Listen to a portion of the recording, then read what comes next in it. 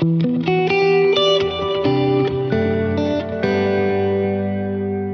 everyone. Welcome back to the Israel Connection. My name is Esti Zenati, and my guest today is author Liz Hirsh Naftali. She is the great aunt of Abigail Mor Idan, a then 3-year-old who was kidnapped by Hamas terrorists on October 7, 2023 from Kfar Aza, after her parents were both murdered in front of her and her 2 siblings by Hamas terrorists. Abigail was held in Gaza for 51 days. This devastating family tragedy transformed Liz into a tireless global advocate for all remaining hostages. She travels the world sharing her personal story and her book, Saving Abigail, to deliver a powerful message of truth, hope, and humanity to leaders and communities alike. Liz, thank you so much for joining me. Thank you. So Liz, for those who don't know about your family, what can you tell us about you and your family prior to the October 7th attack? How was life in Israel for you guys? So for my family in Israel, and I lived in Israel for many years and going back and forth, but for our family that lived in Kibbutz Kfar Aza, which is a neighborhood along the border with Gaza in the southern part of the country, they lived a really special, beautiful life. The community that they lived in, my family moved there over 60 years ago, raised kids, they're raising grandkids, and it was just a place where when I lived in Israel with my little kids, we would go there. And the one thing I knew is that my kids could run around and just play and have fun, and they were safe. And so when you went there, you'd see kids playing and dogs running around and families. And that's how my family lived. And the kids would go to nursery school or their schools nearby and walk back and forth. And literally, after a kid is 2 or 3 years old, they can almost do the walk themselves. Yeah. Because everybody's looking out for everyone. It's a beautiful family of people. And on this kibbutz, Kfar Aza, there are about 750 people. And for the most part, every day for them was wonderful. My personal family, I had 2 nieces living there with husbands and raising kids, and my sister-in-law and her husband living there. And, amidst this beautiful community, they also had each other. So these cousins were growing up together, all different ages, and my sister-in-law could be there with them so often. So even though they were living in this kibbutz neighborhood, this family got to stay very close, and they did many things together. So that's what life was like for them before October 7th. Yeah, a lot of the people from those kibbutzim, they said that prior to October 7th, it was 95% heaven, 5% hell. That's how they described, the life in that area. Yeah, listen, they knew who their neighbors were. Yeah. And for my family, they respected that those were neighbors that they were living next to, and they lived next to them for, many, many years. My sister-in-law had been there almost 60 years. Wow. And so for them, it was just part of that's who our neighbors are. There wasn't any hostility. They knew that there would be could be some danger, but for the most part, and really truly for the most part of those years, they were living peacefully next to each other. Yeah. So you were in Israel during the attack. Yes. Can you walk us through the moment you realized that your great niece Abigail was missing, and how quickly did you realize you had to transform from a family member to a public international advocate? So I'm going to leave a little bit to people should read the book, Saving Abigail. And because I think, and I have it here. And it's the reason I show this is because I'm going to tell you a little bit, but this is a book that tells people, Jewish, not Jewish, young, old, people what happened on October 7th to our family and to so many families that day. Yeah. And so this book, Saving Abigail, is really a way for me to get people to help share Abigail's story, because Abigail's story is one of 35 children that day who were kidnapped. It's a story of my niece and nephew who were killed that day. And they were 2 of over 1,200 people. My niece was an American. She was one of 47 Americans murdered that day. And so I tell you this because as I'm about to tell you the story, I want people to understand this is a story that I will be telling for the rest of my life, but I want people to help share this so that we can get the truth. You talked about what I talk about, and really I just want the truth to be told about October 7th. So that morning I was in Israel and I was at a hotel And the sirens went off. And as you and I'm sure many people listening know, in Israel, when sirens go off, everyone runs to a bomb shelter or to a safe room. And in our family's case, that was, in their kibbutz. I was in Tel Aviv. And so I was running to the stairwell. And after you do this, you start life again. That's how it's supposed to be, even how horrible it is that you're going to a bomb shelter. So on this morning, the missiles kept coming. We kept running back, the loudspeakers, the sirens, sending us back to the stairwell. And, really about an hour later, we started learning that this started at 6:30 in the morning. And by 8 o'clock, we heard something was happening along the border. So I called to my family on the kibbutz, but no one answered. And then I called my sister-in-law in Tel Aviv area and I asked her what was going on. And the first thing she said was that my niece and her husband and Abigail, their 3-year-old child, little girl, had been murdered by terrorists that morning at their home in the kibbutz. And how did they know? Because the 6 and 9-year-old, my niece Madar and her husband Roe, had 3 children, Abigail 3, Amalia 6, and Michael 9. And the 6 and the 9-year-old were in a closet in the dark with a cell phone. And they were telling people what happened. And they were describing that morning when the sirens went off, their father, who was a photojournalist, he had gone outside to take photos, which he had done many times to tell the rest of the country what was coming. Yeah. And while he was out, the terrorists broke through the fence, which was right next to their home. And they were one of the first homes that they went in. And they just murdered her in front of these 3 children. And he was running back because he realized it was a terror attack. He was actually taking photos of not just missiles, but of terrorists with grenades and missiles paragliding into their community. He ran back. The kids were running outside. He picked up the 3-year-old Abigail, and they all started to run. And then he was murdered, cold blood murdered. And he fell onto Abigail, and little Michael and Amalia ran home in terror, and they locked themselves in a closet for 14 hours. Nobody came to rescue them. The army was not there. Nobody could come from any other home in the kibbutz because everyone was locked in their safe rooms. So that's how I learned. That was how I spent October 7th in the hotel, not being able to do anything, but to start to tell the story. And people were all confused. They didn't really know what was going on. And so that beginning of that day, I was talking to my family and talking to my friends in Israel, but throughout the day, sharing the story with people in America, where I came from New York, throughout the United States, but internationally, because as you know, people started finding out who was there and hearing things. Yeah. And so that's how my day went. But the day for Michael and Amalia was 14 hours before they were rescued. And they believed that Abigail had been killed. And my niece and her husband, Laron and Zoli, lived on the other side of the kibbutz with their 3 children. They were only rescued after 28 hours. Wow. And my sister-in-law happened to have been in Bulgaria with a group. It was Simchat Torah, so she was on a tour for the holiday. And she found out her daughter had been murdered because she called her kids, the 6 and 9-year-old, and she said, "Why is it dark?" And they told her what happened. And she couldn't believe that her daughter had been murdered. And she said to them, "You show me." And the kids opened a closet to show her mother, their grandmother. And so for me, like, wherever anybody is in this moment, this is exactly how our day was. And it was so overridden by terrorists. It was about 700 people in this community. There were over 300 terrorists. So it took a few days because the terrorists and the people were fighting, and then some reservists showed up and they were fighting. And by the time they could clear this kibbutz a few days later, Abigail was nowhere to be found. Her body was not there. And so then we put the pieces together because there were WhatsApp groups and people were going crazy and people didn't know what to do. But by the time a few days came, we learned that Abigail had actually survived and climbed out from under her father's body and found someplace safe to go. And then that place was no longer safe because then she was taken as a hostage. Yeah, she went to the neighbor's house and was kidnapped with the entire family. So, I mean, I remember seeing Loi's video. That was, I think, the first video that everybody saw of the paragliders coming down. Yeah.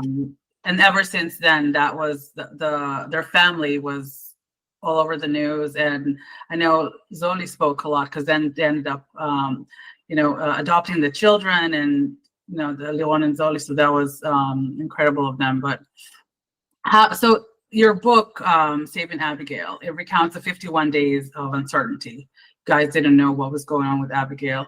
How did you and the family manage the intense emotional roller coaster and of hope and fear, and while simultaneously working on high stakes advocacy efforts and speaking around the world? Look, I went back to America and I started telling people the story. Mm-hmm. And when we realized that this was not going to be like they're going to release these children and grandparents and hostages, these people they stole from their beds, literally that morning, after murdering others in their family and ransacking their homes, we understood that Abigail was a hostage. Our hope was that she was alive and she was a hostage. Keep in mind, once they went into Gaza, we didn't know. Yes, right. So our family had to bury Rowie and Smadar. And my family had to take care of everything here I'm in Israel as I'm speaking to you tonight.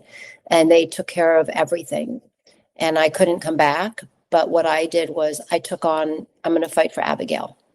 And when I realized that she was a hostage, I said, please send me a picture. And they did send me this picture of Abigail. Oh, and wow. This picture became so well known, and Abigail became such a well-known child. There are lots of beautiful children, unfortunately kidnapped. But what I did was I took this photo right in the beginning and I went to Washington, D.C. And I just knocked on every door and I had people helping me. I did not do this alone, but I literally knocked on every door. I spoke to leaders on the Democratic side, on the Republican side, Jewish, Christian, Muslim, big city, small city, House, Senate, anywhere, telling Abigail's story. And I was the first person to get there because I was American and I was there.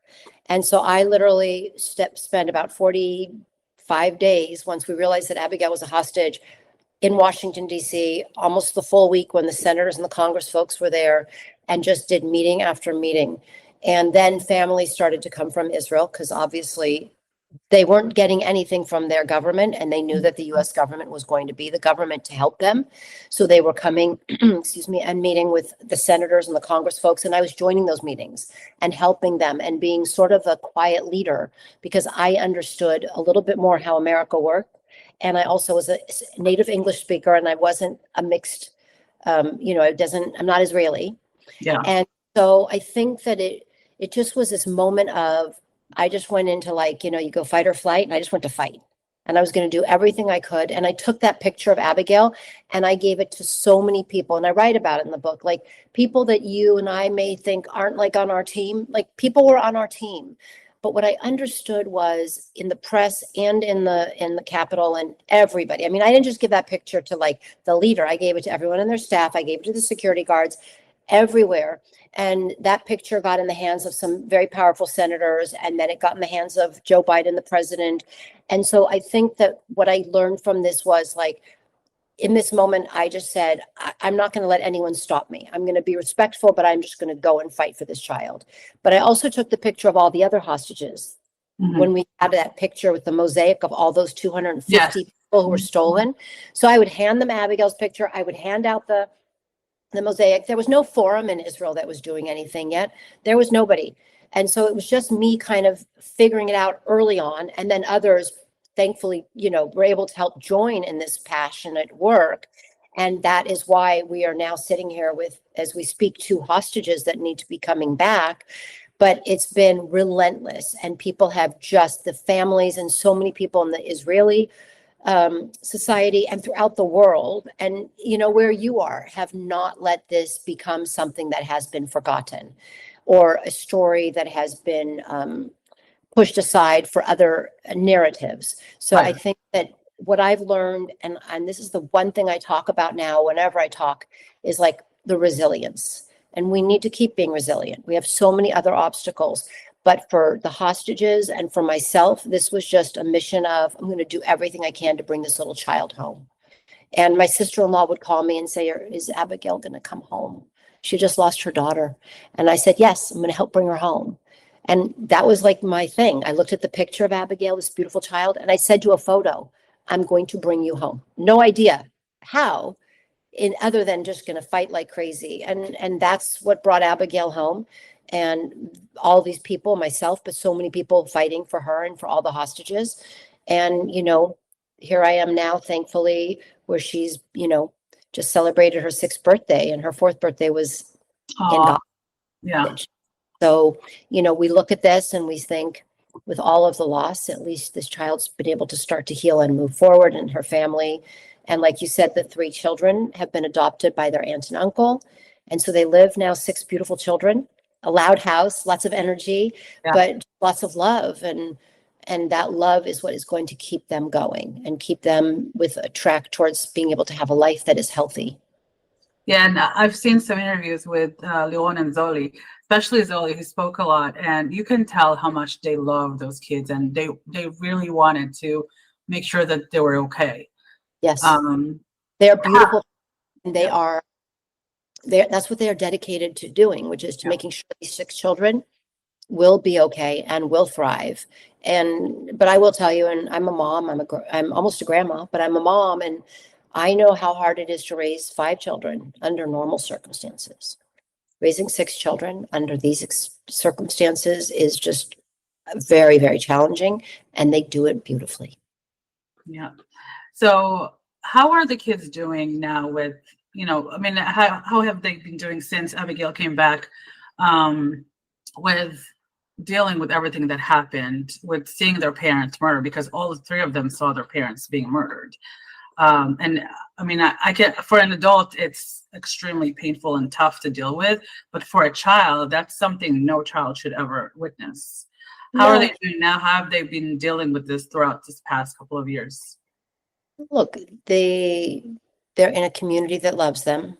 They have grandparents, and they have aunts and uncles, and they have Zoli and Larone, and they are all loved, and they are all embraced, and they go to school. They all have therapists. All Mhm. the people in Israel who were affected by October 7th have had therapists and psychiatrists and psychologists. It is everybody. So all the children in my family and all the children that are directly affected are in therapy, and that's good. But they also go to schools that understand, but they're also they're children. And Yeah. so when you're a child and you're playing on a sports team, or you're taking a karate class, or you're dancing with your friends, like, life can be kind of seem like it's normal, and you want their lives to be normal. But there are moments where that they will say something about their life before, or their parent. And most of the time you wait for them to speak about it because they're children. Yeah. But what I do know is that they saw things that are unimaginable. They experienced unimaginable horror, and yet they are children, and there is a resilience. Think about Abigail. She crawled out from under her father's body, covered in his blood.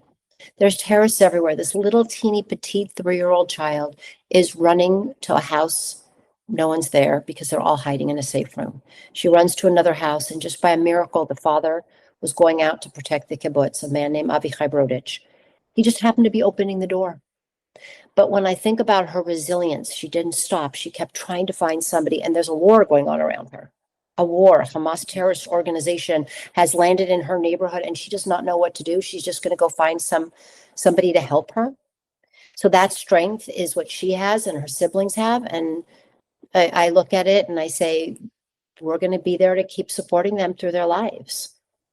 Yeah. Does she speak about what happened? Does she remember the details? Because she was so young. Normally, a 3-year-old, after a few years, you don't remember most of Yeah, the things. she knows. Look, she remembers and she knows, but it's not part of her conversation. Her daily conversation is what she did at school today. And that's what it should be. But Yes. she knows, and they all know. And they are thoughtful, and they can bring it up when they feel comfortable. But for the most part, and they should do it, which is what children need to do, which is to live their lives in that moment. So in your book title, Saving Abigail, was the saving merely the physical return, or does the book explore a deeper form of saving, like preserving her spirit and family's hope? It's a really good question, because when I wrote it, I wanted people to understand that, like, I literally stopped and just said, I'm going to fight and I'm going to save Abigail. And when Abigail came back, there was still 105 women and children came back at the end of November 2023. There were still over 140 people, 150 people. And so I kept working with these families, kept doing a lot of advocacy work in DC and traveling. And what I understood was like, we're in this together.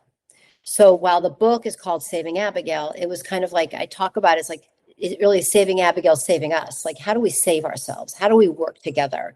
And that's sort of where I'm at in these moments. But when I wrote Saving Abigail, it was also saving Abigail for her mother and father, because her parents were murdered and she needed to be able to come home and she needed to be able to come to her family.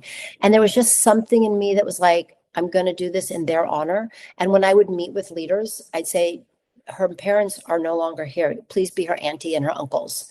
Because what I understood was if you personalize it, then you get our leaders, Democrats, Republicans, it doesn't matter which side of the aisle, but you get their heart and you see their humanity. And we had that, and we've had that for the hostages. But going back to the title, Saving Abigail is really like the essence of, yes, I helped to save her life, but I also helped to save her world. And it just felt to me like kind of, I don't know how to say this, but like, what is it that you would have done? What is it that we would have all done, which is we would go out and save a child's life. Yes. And so I wanted people to understand that that's what I did. And so many other people joined. But for me, it was a very personal thing. It was literally all I did, didn't sleep, didn't eat, didn't drink. And all I did was just keep focused on Abigail and all the hostages, but using Abigail as that beacon. And so when she came back, and now that she is a little girl that is growing up and having, play dates and going to school and dancing and singing, like, we understand that we're all still helping to save Abigail because we're trying to make this world better for her and for the kids. Yeah, so it's saving all the children, basically. It's we need. And I talk about that. Look, I talk about the world she lives in. We have to do this for all the kids. It could be the kids living in Gaza. It could be the kids living in Egypt. It could be the kids living in Maryland. It could be the kids living in Los Angeles, New York, Tel Aviv. This is like the work that I feel this moment has brought us to, which is how are we going to work together across hard lines, hard conversations, and many disagreements to figure out how we're going to save all of us, but all the children. Yeah. So you've been everywhere, basically talking to political figures all over the world. Was there anybody that was a surprise to you, that like their allyship was a surprise, that you did not expect them to be supportive of the cause? There's so many people that I did not expect. And then there's people I expected who didn't show up. And that was a hard piece. But look, I early on met with Ambassador Al-Thani, the Qatari ambassador in Washington, D.C. Abigail was a hostage. And when I went to this man, I did not know, I wasn't like afraid, but I just didn't know who he was. And I sat with him one-on-one and talked to him about Abigail. And look, he's a father of children. He heard the story and he was committed even at that moment to helping do what he could. He had met with a couple of other hostage families. He'd met with Avichai Brodich, whose wife and 3 kids had been taken with Abigail. And so he met with Avichai a week before I got there. And you saw that there was heart and humanity. And what I learned and what I keep talking about is we have to work with people that have heart and humanity and that are trying to work with us. And from then, I after even Abigail came back, I went to Qatar with a group in January. It was nobody knew we were going until like somebody figured that we were out there and it started to be in the press. But it was really a handful of families. And we went there to talk with the Prime Minister, His Excellency Al-Thani. And when everybody said their piece, and then I talked a little bit about what Abigail had gone through and where she was, and that her parents were gone and her home was destroyed. I saw tears in this man's eyes. Again, he's a father, but he's the Prime Minister.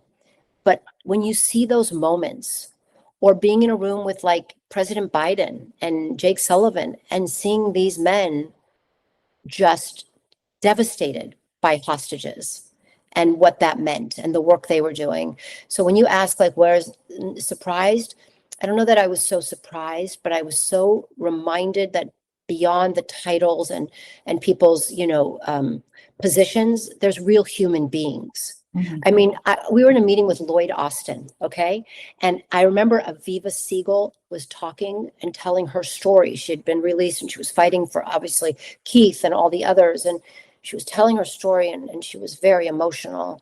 And then I started talking and they said that when Abigail came out, she was actually, Aviva was holding her in one of those vans when they were being brought out. Yes, right. And I talked about Abigail and her struggle and what happened to her. And like the fact that it's a miracle she survived, but what she went through. And here's this big, tough army guy, a general, Secretary of Defense, and he's crying. So Oh, those are those moments. I'm not trying to like say everybody was crying and that made me realize it, but it just showed that no matter how hard they are all working, and I've seen it, I've sat with Steve Witkoff and heard him talk early on, right after the inauguration, right after he started to do his work in a public way, talk about he was going to fight for everyone and how emotional it was. And so when you ask that question, I just mentioned a bunch of men. There's a lot of women also, but Republican and Democrat. yeah. We're all humans at the end of the day, we But we might have not to remind agree. ourselves. We have to Yes. remind ourselves because people listening to this like, of course, Republican, Democrat, but like at the end, and this is why I'm just going to segue for a second. I have this podcast, which I started before October 7th, where I talk with Democrats and Republicans about heart and humanity. Mhm. And when I started it, I just realized like we weren't talking to each other. And I had realized that like if you were on the Democratic side, the Republicans were bad and different and Republican and vice versa. And I started talking to people about heart and humanity, not politics and policy. And you could really see this incredible piece of like people going, wow, that's a really nice person. I may disagree on a lot of their politics, but Right. there's a good person there. So I started this called the Capital Coffee Connection podcast, and it's out now. And one week I have a Republican governor, I have a Democratic senator, I have a Republican senator, and it goes back and forth because my goal is for all of us to see that there's real people out there. And when I started this podcast, I never envisioned that I'd be sitting here with you today talking about a hostage crisis, a humanitarian one. But what I learned was that process of talking to people different and working together is powerful. Yes, it's true. I mean, at the end of the day, we have to realize and keep reminding ourselves that everybody is human. We might not agree with everything everyone does in their work. That's their policies. These are the politics. But at the end of the day, we're all humans. We have children. We have parents. We have grandparents. We take care of people. So listen, at the end of the day, there's so much more that unites us than divides us. There's so much more we have in common that we don't have in common. And humans, like you said, we are so closely biologically and DNA and in so many ways related. There's like a point, like less than a half a point difference about what you and I are made of, or somebody in Africa or Asia or any place in the world. And yet we have made that little tiny percent so divisive.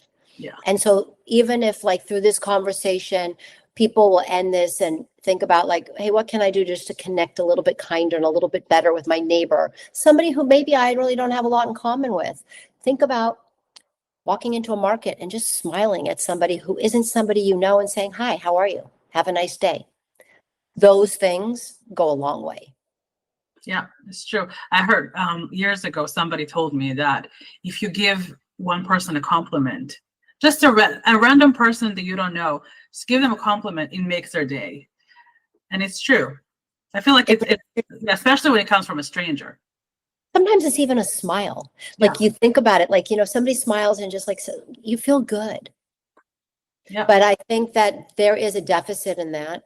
And so while we're here to talk about saving Abigail and why I wrote this book, what I've learned from this is if there's any silver linings, and there's so much horror and so much tragedy all around, and there's no competition for how sad October 7th was and continues to be for so many families in Israel and around the world, and the destruction and the devastation people live with in Gaza. I mean, it's horrible.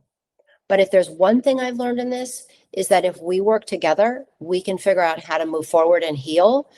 But it does start with like embracing not people maybe that are the same religion or have even the same beliefs of things, but really reaching out and broadening who we're going to bring in and be kind and work together with.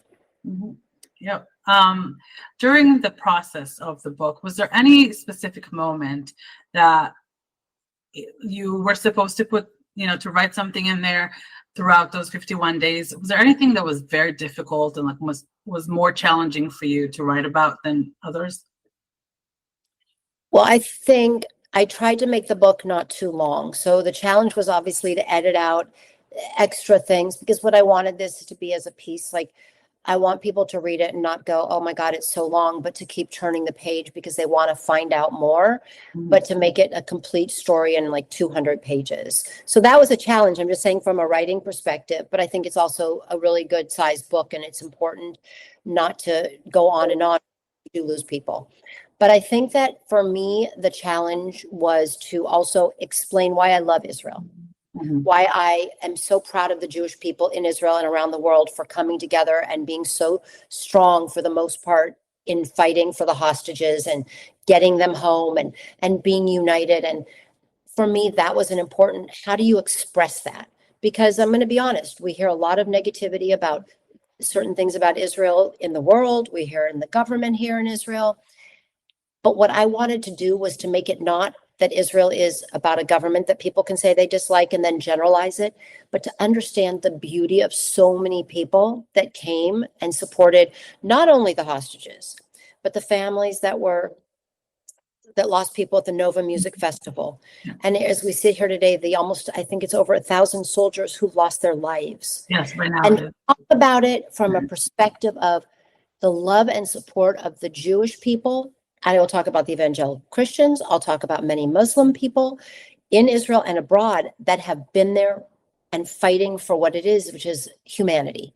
Yes, supporting their Jewish friends and their Jewish brothers and sisters, but fighting for humanity. And I think I was able to kind of get that through this with all the politicking and different stories I tell. There's beauty of how can we work together, and how can we also look at this and make sure it does not happen again. And how do we go forward? So I think when you ask about it, like that was my goal of this book, which is really to tell the true story of October 7th and the resilience of Abigail, myself, you, so many people, and then the hope. And that hope is not just like I hope, but like a courageous hope, which is the world that we leave for Abigail and the kids her age and what they're going to have. So I think that I did that pretty well in the book.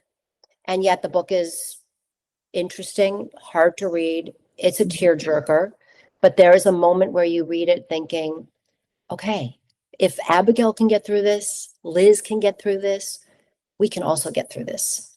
And then what are we going to do on the other side? And that's where we are today. Yeah, and I think if there's one thing that us Jews and Israelis in particular have is hope. We've gone through so many of these devastating events that hope is like our only thing to hang on to. We need to have hope. Even the hostages that were in captivity for 2 years, they came back and they said, I was hoping to be out. I wanted to go out to my family. That is all that kept me going for all those years. Yeah. And that's a deep hope. That's a courageous, powerful hope. And I think that, look, that I'm going to say this to this audience, to everyone listening, with all the anti-Semitism that we have faced, with all the hate speech, with people who showed glee on GoPro cameras, murdering and kidnapping and raping innocent people, Jewish and not, we did not stop. We have not stopped fighting. We have not stopped trying to tell the truth. And this is part of what I do and part of what you're doing here, and I know you do on your podcast, and telling the truth and making sure that there are, and it's another piece I've learned, there's a lot of hate on both sides, left, right, but there's a lot of really good people that we need to be having conversations with. And that's why these podcasts are important. My podcast, your podcast, so many, because they give people an opportunity to share their stories. And what I will tell you is that if we can tell our stories and we can bring people in, we will have that power of hope that will spread. And it isn't, you can't just sit there and say, I did my little piece and I hope. Those hostages, and I know for Hagar, who was with these kids, 4 kids for 51 days, her own 3 kids, Abigail, she knew Abigail's parents had been murdered because Abigail told them. She believed her husband had been murdered. She believed she wasn't going home. But she gave 4 little children hope. Yeah. And that's pretty courageous hope. They were starved. They had no hygiene. They were silenced. They were in the dark. There was nothing they could do. There was nothing to clean themselves with. But she gave them hope. And so it's those moments. And yes, people for 735 days that were held hostage, these young men, that's a magical, but it's a lot of courage. Yeah. It's not a hope that just slips off your tongue. It's a real deep hope. It is. And you see, like, you hear their stories, particularly those that have been there for that long, for those 2 years. It's just incredible. You don't know that, like, as a human being, you don't know that if something like this happens to you, how you're going to deal with it. And they didn't know when, if they will ever be out. But to have all that hope and resilience and strength, mental strength that you need to keep going in those conditions that they were held in, it's just incredible. Yeah.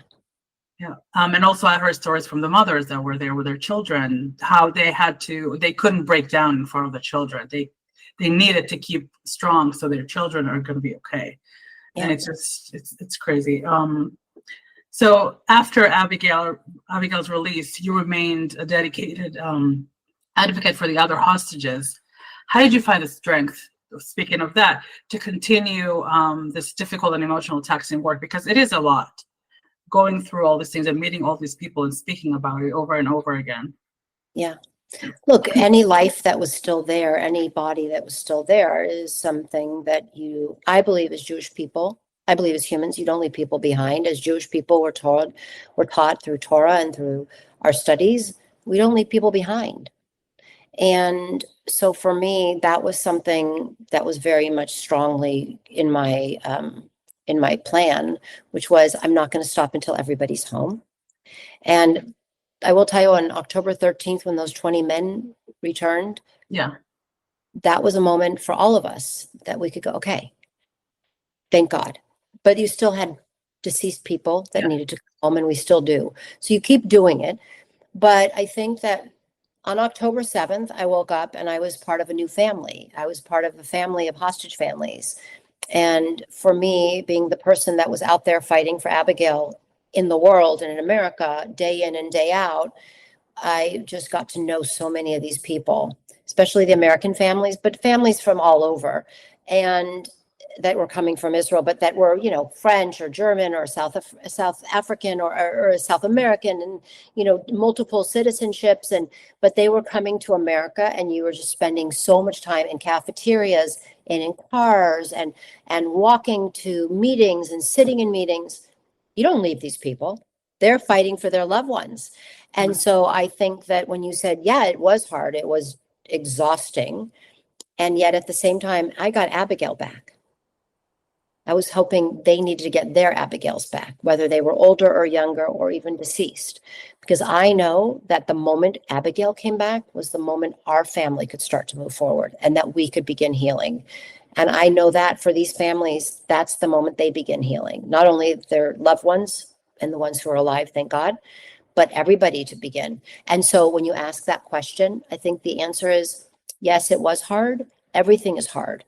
But if you are in it for the reason which I was, which was to help save lives, you don't stop, because there's still lives to be saved. So I think, I don't think I'm alone in doing that. I think others would have done the same thing.